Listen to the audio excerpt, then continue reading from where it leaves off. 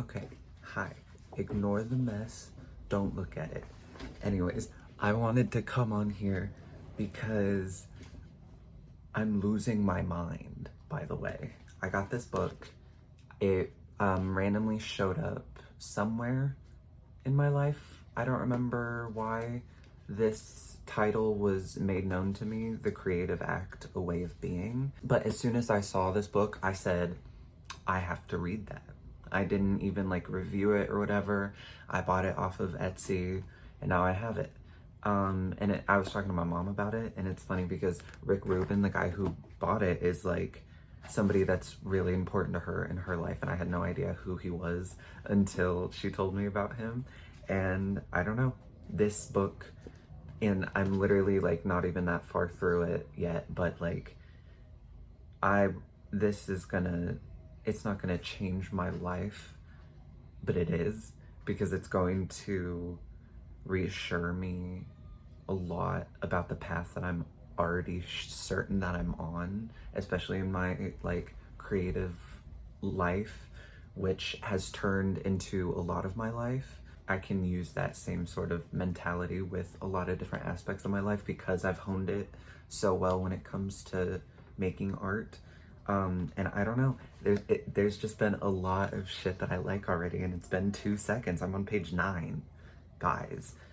This is gonna be a rough road, but I'll just like, I wanted to read some things that I found interesting up until the last one that like is exactly what I have been trying to articulate for so long, because it's exactly what I believe, and it's the core idea of what I do and why I do it, especially with my butterflies. And I'm gonna make one right after I finish this chapter that this one is in, which is soon, but I'm gonna make one on a bigger canvas, so it'll be big, and I'm hopefully gonna fill like all of my walls with them.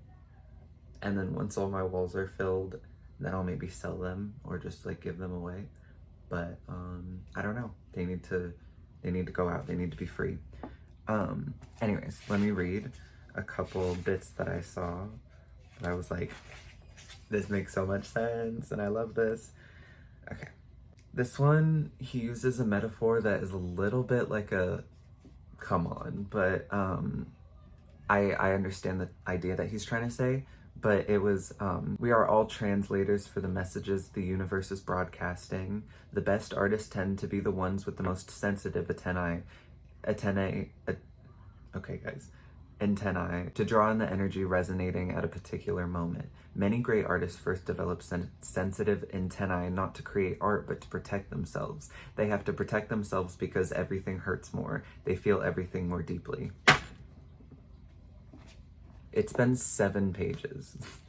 Get out of my face, dude. Anyways, and then the next page was, again, kind of going in more in the antennae metaphor, the antenna metaphor, and how we're like receiving transmissions of creative energy, which is kind of a topic that I'm like, I don't really believe in that, but I do believe in the point that he's trying to get across, but maybe not exactly how he's saying it, but I'm applying what I need to apply to me. Anyways, but he said they are energetic more than tactile, intuitively perceived more than consciously recorded. Talking about like being able to, okay. Maybe I'm falling down a little bit of a rabbit hole as I was explaining that, but that's okay. That one I still really love though.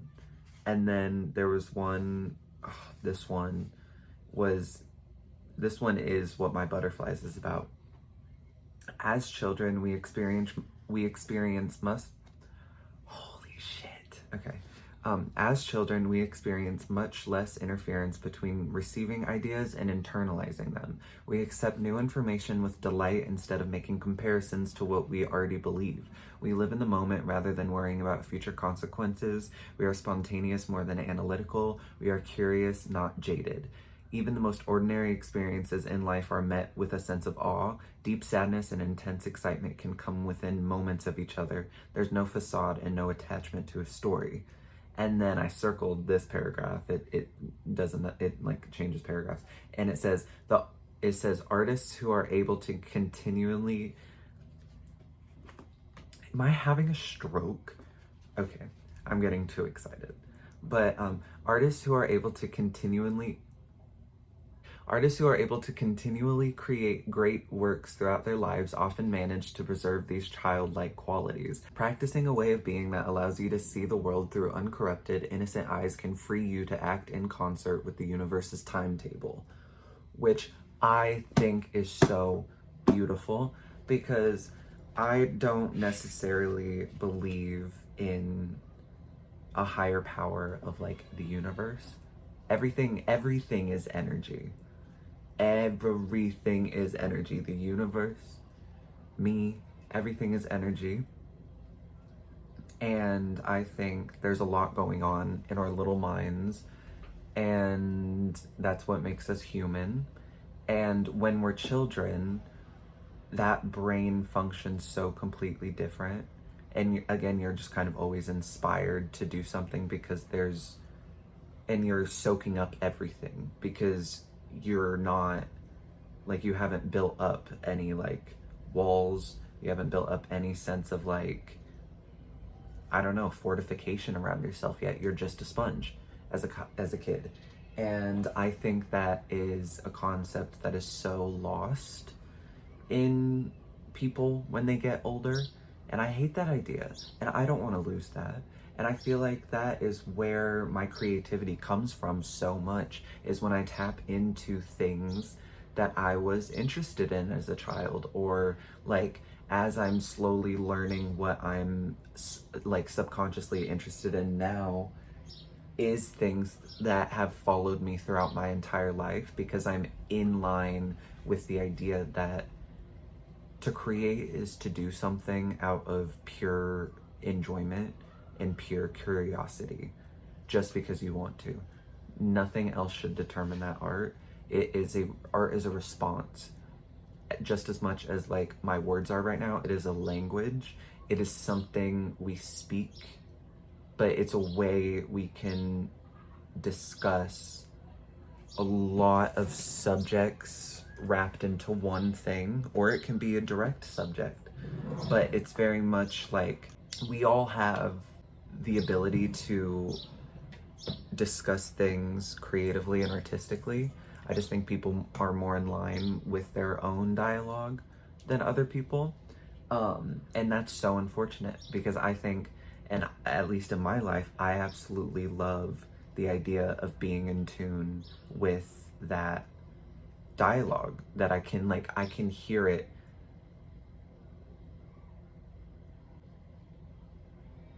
Okay, sorry, that sounded, actually, I'm gonna say it because I believe it. So I just got a little self-conscious because I'm in front of a camera, but I'm gonna say it because, yeah. But I can hear it when specific moments happen in my life. Like, I've made videos in the past where just like certain topics or discussions pop up in my head as I'm experiencing my day-to-day life, and there's a specific language my brain wants to say it in, and it isn't verbal. It's like, it's art. So anyways, that's kind of what my art is about like being in tune with the dialogue, or just like the continuous storyline that you've had your entire life. I feel is so important, because I don't want to say things like being in touch with your inner child, because I don't like the idea of like versions of ourselves. I am the same person that I have been my entire life. I have just grown, and I have shifted and changed and just like gone along with the wave as anybody does. I don't like the idea of, can you hear that? Anyways, I don't like the idea of like, oh yeah, that was old me, or like, oh, that was child me. No, that is me. Everything that happened in those moments is me. To give that, or like give those memories a different title, you're sort of distancing yourself. Hold on, my neighbors are screaming, so let me close my window. Okay, anyways, but I was just saying that like to give like memories of different moments, or just like chapters in your life, to give those different names, or again, like calling them chapters, I feel is so dangerous because it's distancing yourself from the responsibility of having to cope with all of that being you. Like, I feel like it's a very, like, honestly, a very modernized, widely accepted coping mechanism, like religion, kinda, because all religion is just a coping mechanism with what the world is, or just like what we are as humans.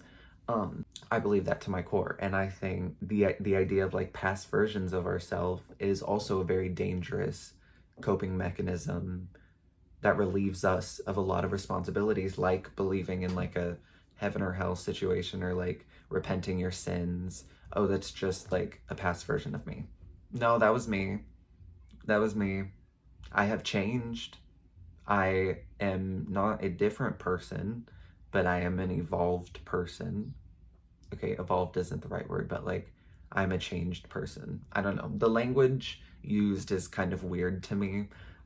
But that's a long tangent. But no, I just want to be in line with who I've been my entire life, and I've like just subconsciously been gravitated towards different things like origami or crochet or ceramics. So for me to do them now and to utilize them in different ways is just adding on to this dialogue that has been in my head the entire time. Is like, it is my subconscious.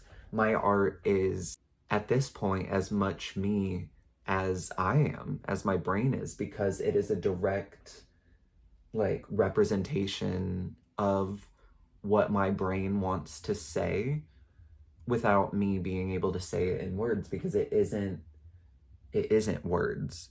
It's a feeling. It's a visual language, essentially. That was the entire point, apparently.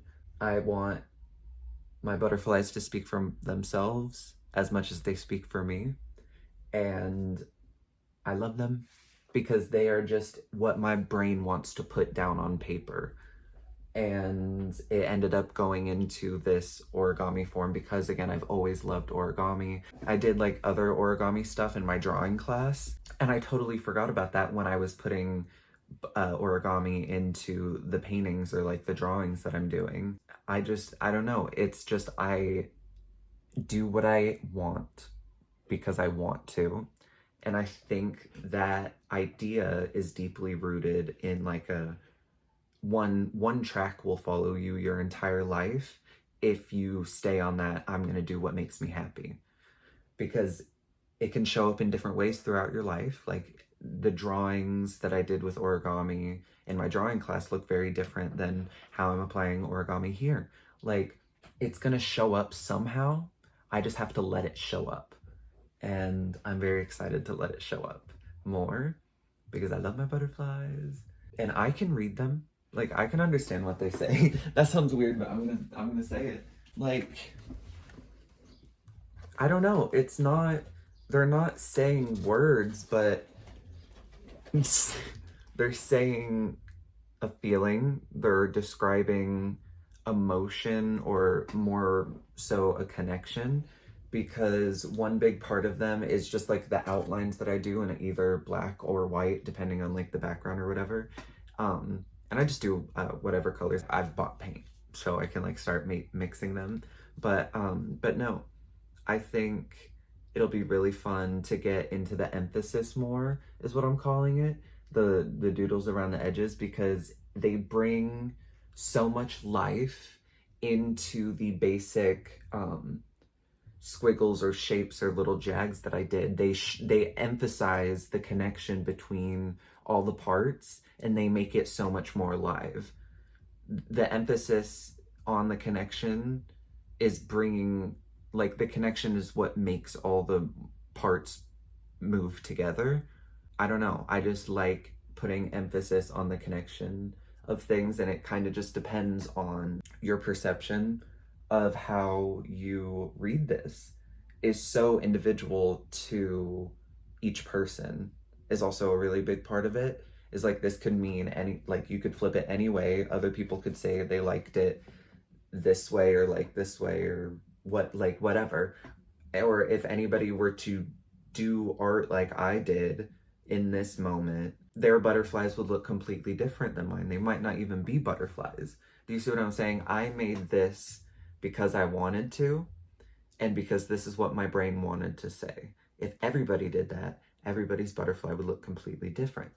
And that also tracks very direct to the source of where the butterfly sparked, because when I was at work once, I was really like, I was exhausted. It was a Sunday. I worked 10 hours on Sunday. And I was like, I was going manic a little bit. I was kind of like, I need to decompress somehow. And obviously, I'm still at work, so I have to work. I found a post-it note and I used one of the marker, like the, what is it, oil pencils or something that we use to mark the sandwiches for what they are on the wraps. Anyways, I found one of those in post-it note, and then I just like, I said, I have to fucking doodle I have to doodle something. I just have to let out, I have to decompress. So I started doodling on this little post-it note. And then, of course, to like, because I wanted to, I turned it into an origami butterfly.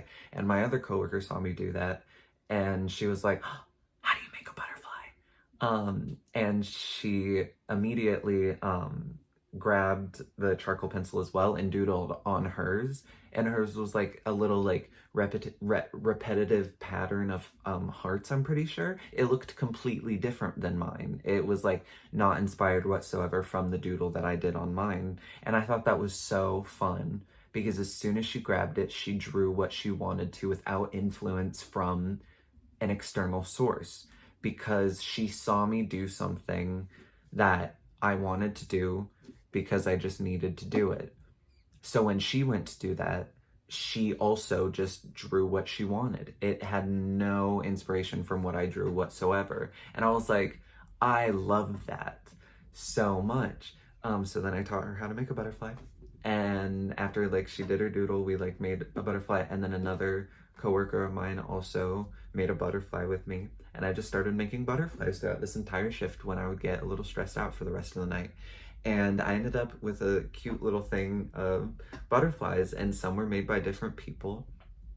And some were like, some people would doodle and then give them to me to make into a butterfly. And I don't know, there was such a very like communal aspect to it of just creativity. And I loved it, and that's why I kind of title all the butterflies together, or like I title the entire thing Creativity is Contagious, because I want to like, if I were to sell any one of my butterflies, it would be Creativity is Contagious, like B2 or something, is like butterfly 2, or just like whatever number butterfly I decide to like title it, because I feel like it's so important to give representations of what actual just pure unfiltered creativity is.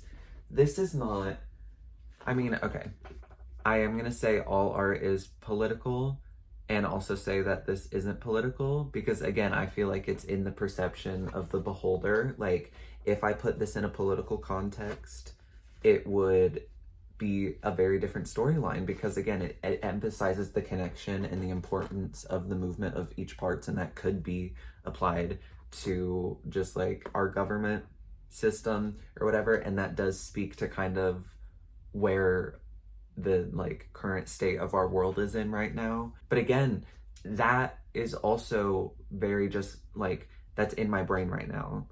That's a lot of what I can think about is just the election, and it's shifted what I believe art is important. Again, art is a response. This is my response to my life as my human in the world that I am in right now. This is my subconscious response. And I love that. And I feel like that is very important for other people to learn to tap into, because I love making these, because I do them because I want to, just because it's unfiltered and it is exactly what I want. And I love the idea of these being in many different spaces, or in doing like a large hanging installation of them in butterfly form, because then I love the idea of them being like they could be flat or they can be 3D, because it then emphasizes even more of the connections between the lines, because they're interacting in ways they could have never, like if they were flat, because now that it's folded and it looks completely different and more alive, and it just depends on its state. And then that just like, I don't know, I just love having a lot of different forms of this butterfly to show that it can be whatever it wants to be, because that's what it is. And I want, like, when somebody sees it, then they look down, like it says a very blatant message of like creativity is contagious or something very close to that. And I want that message to be implanted in their head after they read that when they look at this, because then the context of the name of a title, which I want to make a clay piece about, anyways, putting a title on it completely can change the context of a painting. So to give such a blatant message in the title, I feel like it can hopefully aid in how people choose to read this, because I want it to spark the exact same like free creativity in that person. I want somebody to see this and go, I want to make something for me. Or like, okay, cool, I want to go doodle. And it's not going to look like this. Their doodle is going to look nothing like this, hopefully, because that's a big part of it. I don't want to be an influence on anybody. I don't want anybody to make shit that looks like mine, because I want everybody to make shit that looks like them, essentially. Anyways, I don't know. I'm really excited to read this book, and I might, like, over spring break, I might just make a couple of these videos, because why the fuck not? But anyways, I'm gonna go read more because I have work off for a week. After this weekend, it is Friday. I did just move in. Anyways, I have no work for a week, and I'm gonna do nothing but create and read. And I'm so excited, and there's gonna be so many butterflies, and they're gonna be in so many different shapes and sizes, and hopefully my entire room will be covered. But we will see how much time I have. I will do it if I want to. Who knows? Anyways.